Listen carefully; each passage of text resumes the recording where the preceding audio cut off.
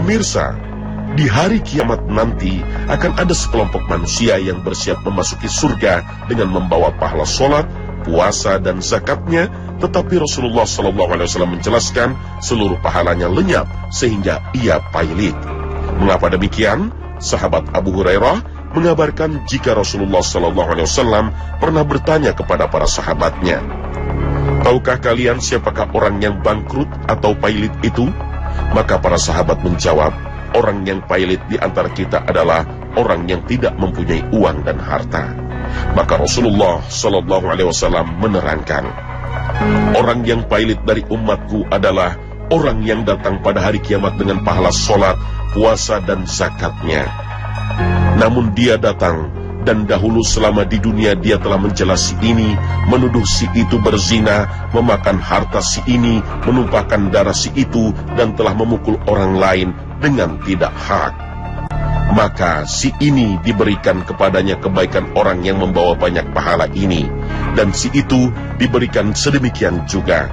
Maka apabila kebaikannya sudah habis sebelum dia melunasi segala dosanya kepada orang lain, maka kesalahan orang yang dizalimi di dunia itu dibebankan kepadanya. Kemudian dia dilemparkan ke api neraka." Hadis riwayat Muslim. Semua bentuk kezaliman bisa menghilangkan pahala sholat, puasa, dan zakat yang dimiliki seseorang di dunia. Semua pahalanya digunakan untuk menebus dosa-dosa kezaliman yang dilakukan pada orang lain, sehingga orang akan kehilangan semua pahalanya.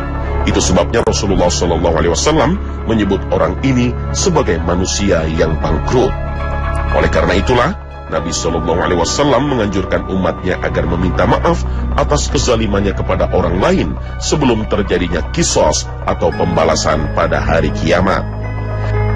Manusia akan menebus semua kezalimannya kepada orang lain dengan amalan-amalan baiknya. Jika seluruh amalan kebaikannya habis, maka dosa dari orang yang dizoliminya akan dipindahkan kepadanya, sehingga dosanya bertambah banyak. Sebaliknya, orang yang dizolimi bisa bersabar, karena kezoliman itu pasti akan menghasilkan pahala tambahan baginya, atau mengurangi dosa-dosanya pada hari kiamat. Rasulullah SAW bersabda, "Siapa yang pernah berbuat kezoliman terhadap saudaranya, baik menyangkut kehormatan saudaranya atau perkara-perkara lainnya, maka hendaklah ia meminta kehalalan dari saudaranya tersebut pada hari ini, sebelum datang suatu hari di mana di sana tidak ada lagi dinar dan tidak pula dirham untuk menebus kesalahan yang dilakukan, yakni pada hari kiamat. Bila ia memiliki amal soleh, diambillah amal tersebut darinya sesuai kadar kezolimannya untuk diberikan kepada orang yang dizoliminya sebagai tebusan atau pengganti kezoliman yang pernah dilakukannya. Namun bila ia tidak memiliki kebaikan, maka diambillah kejelekan orang yang pernah dizoliminya lalu dipikulkan kepadanya." Hadis riwayat Bukhari.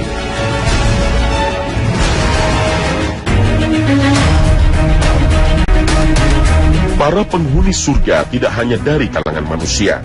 Bangsa jin juga mendapatkan balasan surga di akhirat kelak.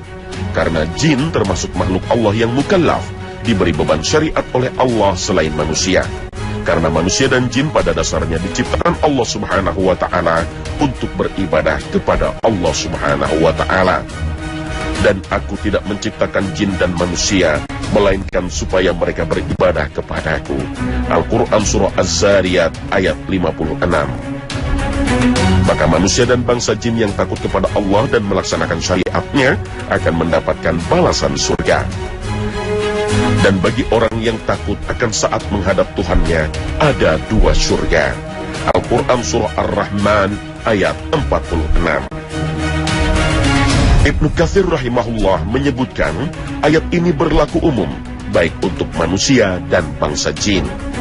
Mayoritas ulama juga menegaskan bahwa jin termasuk makhluk yang dijanjikan surga, sebagaimana firman Allah Subhanahu wa Ta'ala, "Tak seorang pun mengetahui berbagai nikmat yang menanti, yang indah dipandang sebagai balasan bagi mereka atas apa yang mereka kerjakan." Al-Quran Surah As-Sajdah ayat 17. Tetapi jika bangsa jin tidak beriman, maka seperti halnya manusia, mereka akan dibalas dengan neraka. Sesungguhnya aku akan memenuhi neraka jahanam dengan jin dan manusia yang durhaka semuanya. Al-Quran Surah Hud ayat 119. Sebagai makhluk yang mukallaf, mendapat beban syariat dari Allah, bangsa jin mendapatkan tanggung jawab di dunia. Ketika bangsa jin pertama kali mendengar Al-Quran dari Nabi SAW, mereka terbagi menjadi golongan. Mereka yang beriman kepada Nabi SAW dan kelompok yang membangkang. Imam As-Suyuti menyatakan tidak ada perbedaan pendapat di kalangan ulama bahwa jin yang kafir akan disiksa di neraka. Mayoritas ulama juga sepakat bahwa bangsa jin bisa masuk surga karena ketaatan mereka. Jin yang beriman beberapa kali mendatangi Nabi SAW agar beliau mau membacakan Al-Quran. Sedangkan jin yang kafir terus berusaha mencuri berita dari langit untuk membantu kerja para dukun. Golongan jin yang beriman pernah datang berbondong-bondong menemui Nabi SAW, lalu beliau mengajak sahabat untuk mengikutinya. Namun hanya sahabat Abdullah bin Mas'ud radhiyallahu anhu yang mengikutinya. Mereka berdua menuju ke sebuah tempat yang tinggi di daerah Mekah. Kemudian Nabi SAW membuatkan garis untuk Abdullah bin Mas'ud dengan menggunakan kakinya. Nabi SAW memerintahkan Ibnu Mas'ud agar tidak keluar dari garis itu, karena kalau keluar dari garis itu, ia bisa mendapatkan bahaya. Lalu Nabi SAW meninggalkan Ibnu Mas'ud, kemudian berdiri dan mulai membaca Al-Quran. Tiba-tiba beliau dikerumuni oleh makhluk yang jumlahnya banyak. Makhluk-makhluk itu menghalangi Ibnu Mas'ud radhiyallahu anhu sehingga tidak bisa melihat dan mendengar suara Nabi. Setelah beberapa lama berselang, makhluk-makhluk itu pergi berkelompok-kelompok seperti awan yang berbondong-bondong, tetapi masih tersisa sekelompok kecil dari mereka. Ketika fajar menyingsing, sekelompok kecil jin itu pun pergi meninggalkan Nabi SAW. Kemudian Nabi SAW mendatangi Ibnu Mas'ud radhiyallahu anhu dan bertanya kepadanya, "Apakah kamu tertidur?" Ibnu Mas'ud menjawab, "Tidak." Ibnu Mas'ud radhiyallahu anhu mengatakan lagi, "Sesungguhnya berkali-kali saya ingin meminta bantuan kepada orang-orang, tapi saya mendengarmu memberikan isyarat dengan suara tongkat kepada jin-jin itu agar mereka duduk." Nabi SAW memberitahu Ibnu Mas'ud radhiyallahu anhu, "Bila engkau keluar dari garis itu, aku tidak bisa menjamin engkau selamat dari sambaran sebagian mereka." Para ulama meyakini kisah ini terjadi di daerah Al-Hujjun, Makkah. Tempat inilah yang kini diabadikan dengan bangunan masjid yang dikenal hingga kini dengan Masjid Al-Jin. Pada kesempatan lain, para sahabat pernah kehilangan Nabi SAW. Hal ini membuat para sahabat mencari beliau hingga sudut-sudut kota. Ketika telah tiba waktu subuh, tiba-tiba Nabi SAW muncul dari arah Gua Hira. Para sahabat mengatakan, "Kami kehilangan engkau." Lalu kami mencari-cari di seluruh pelosok kota dan lembah, namun tidak juga kami temukan, sehingga malam ini menjadi malam yang teramat mencekam bagi kami. Nabi SAW menjelaskan kepada para sahabat, "Salah seorang dari kalangan jin mendatangiku, lalu aku pergi bersamanya, kemudian aku membacakan Al-Quran kepada mereka." Kemudian beliau menunjukkan kepada para sahabat jejak dan bekas tempat duduk para jin berupa api.